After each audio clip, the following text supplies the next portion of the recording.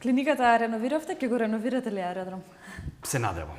Видете, мислам дека после овие претходни 4 години локална власт, мислам дека не е тешко да истапите и да направите проекти со кои граѓаните ќе ве препознаат. Сакам да кажам, 4 години аеродром е тотално запуштен. Никогаш не бил вака запуштен. Нереално, јас сум разговарал со луѓе што се неутрални. Ве не зборам јак субјективно, ќе речат сега човекот дошол од Социјалдемократскиот сојуз и ја таму живеам. Цели 44 години. Аеродром бил, го знаеме сите, го памтиме, зелена оаза. Пространство, зелена оаза, убави чисти булевари, чисти сокаци меѓу зградите. Имал ден малски живот. Сакам да кажам, општината стварно била чиста.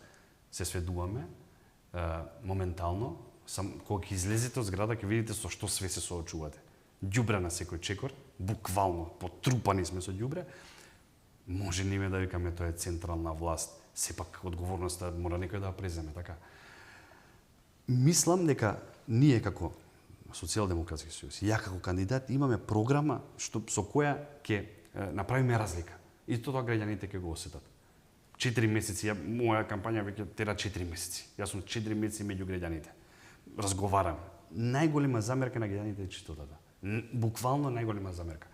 Затоа што сите го знаат аеродром како бил. Така да мислам дека во тој аспект имаме што да понудиме. На овие локални избори, како тема, нели, со сите кандидати, без разлика од која општина доаѓаат, па и кандидатите за град Скопје, а меѓу другото и вештачката интелигенција, која што со Викторија консултиравме во нашата прва емисија, и ја прашавме, ние нарековме Скопјанка, комунициравме со Грок на X платформата и ни ги даде 5 теми кои што реално во овие искуства, во овие изминати десетина дена како разговараме со кандидатите, всушност се и навистина темите кои што се и комуналната хигиена е на врвот и се што е сегментирано нели тука.